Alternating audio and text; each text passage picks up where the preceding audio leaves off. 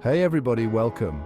Today's video is all about how families can build stronger connections with their autistic loved ones. Understanding autism is the first step toward creating more inclusive and supportive relationships. It's about celebrating the differences that make each of us unique and finding ways to connect on a deeper level. Let's explore some key ways to deepen these bonds. When we talk about autism, it's important to remember that it's a spectrum. Each person with autism has their own unique strengths, challenges, and ways of experiencing the world. And just like anyone else, they deserve to be treated as individuals, not just defined by a diagnosis. Think about it. None of us want to be put in a box, right? We're all a mix of different things, and that's what makes us interesting. The same goes for our loved ones on the spectrum. They have their own personalities, their own quirks, their own sense of humor. And sometimes that means they might need things explained a little differently, or they might need a little extra time to process information. But that's okay. It's all part of what makes them who they are. And when we embrace those differences, when we see the individual beyond the diagnosis, that's when we can truly connect. Remember, it's not about fixing or changing anyone. It's about understanding, accepting, and loving them for who they are. So let's dive into some practical tips that can help us build those connections and create a more loving and supportive environment for our autistic loved ones. Tip number 1. See the individual, not just the diagnosis. Imagine if someone only saw you for one thing, like your job or hobby. They wouldn't really know the real you, right? It's the same with our loved ones on the spectrum. They're more than just their diagnosis. They have their own passions and talents. Discovering these opens up a new level of connection. Maybe they love animals, music, or puzzles. Those are the things that make them light up. Focus on these to see past the diagnosis and connect with the amazing person underneath. Okay, so we've talked about seeing the individual. Now let's talk about communication. Communication is key in any relationship, right? But with autism, it can look different. Some autistic individuals communicate verbally, others might use sign language, picture cards, or tablets, and that's okay. The important thing is to find what works best and be patient. Imagine talking to someone who speaks a different language.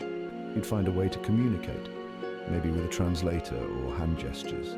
It's the same with autism. Be creative and adaptable. And remember, it's a two-way street.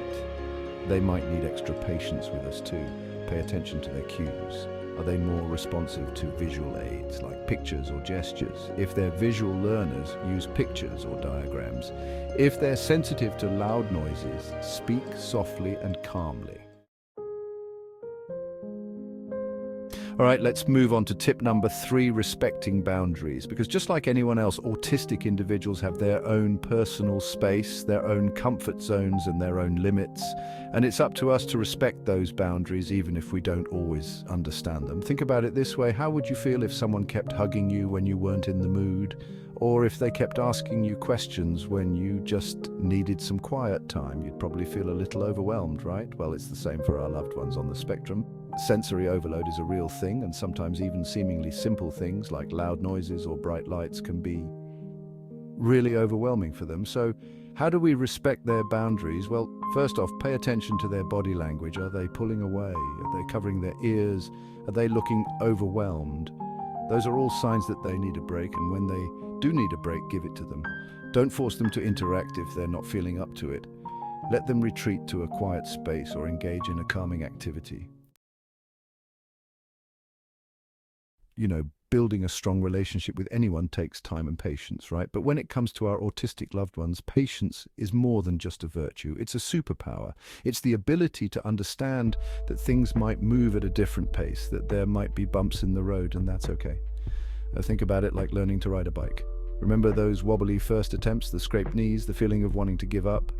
But then with a little encouragement, a little practice, and a whole lot of patience, you finally got it. And the feeling of accomplishment was amazing, right? Well, building a connection with someone on the spectrum can be kind of like that. It takes time, it takes effort, and it definitely takes patience. There might be miscommunications, there might be meltdowns, there might be moments when you feel like you're not getting through, but in those moments, remember the bike. remember that with patience, with understanding, with unwavering love and support, you can overcome those challenges and build a bond that is unbreakable. So how do we practice patience? Well, it starts with understanding. Okay, let's talk about conflict for a minute, because let's be real, conflicts happen in every family, right? It's just part of being human. But when it comes to autism, conflicts can sometimes arise from differences in communication, sensory sensitivities, or just different ways of seeing the world. And when those conflicts do happen, it's important to approach them with empathy and understanding. Remember, what might seem like a small issue to you could be a really big deal for your autistic loved one. So, how do we handle conflicts with empathy? Well, first off, try to put yourself in their shoes. Imagine how they might be feeling, what their perspective might be. Remember, their sensory experiences might be different from yours, so what might seem like a minor annoyance to you could be really overwhelming for them. Once you've taken a moment to understand their perspective, try to communicate with them in a way that they can understand. Use clear, concise language, avoid sarcasm or figurative language, and be patient. It might take them a little longer to process what you're saying, and most importantly, listen to them. You know, understanding autism isn't something we do overnight. It's a journey, and it's a journey we take together as a family. And the beautiful thing about journeys is that we learn and grow along the way. Think about it like planning a family vacation. You wouldn't just show up at the airport without doing any research, right? You'd gather information, you'd read reviews, you'd learn about the local customs and traditions. Well, understanding autism is kind of like that. It's about educating ourselves, about seeking out information and resources, and about learning from the experiences of others. And the great news is there are so many amazing resources available to us these days. We have books, websites, support groups, online communities, all dedicated to helping families navigate the world of autism. And the more we learn, the more equipped we are to support our loved ones and create a more inclusive and loving environment. So how do we start learning together? Well, it could be as simple as reading a book about autism together as a family, or watching a documentary, or even just having open and honest conversations about it. Okay, let's talk about celebrating the small wins for a minute, because let's be honest, sometimes life with autism can feel like a roller coaster ride, right? There are ups and downs, twists and turns, and moments when you just want to close your eyes and hold on tight. But it's in those moments, those challenging moments, that it's even more important to celebrate the small wins, because even the smallest steps forward are worth celebrating. Maybe your loved one tried a new food, or they communicated their needs effectively, or they had a day without any meltdowns. Whatever it is, no matter how small it might seem, take the time to acknowledge it, to celebrate it, to let them know that you see their progress and you're proud of them. Because those small wins, they add up over time, they build confidence, they foster independence, and they remind us that even when things are tough, there's always something to be grateful for. So how do we celebrate those small wins?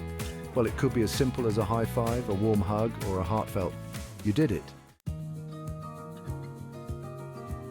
And finally, tip number 8, and this one's a big one.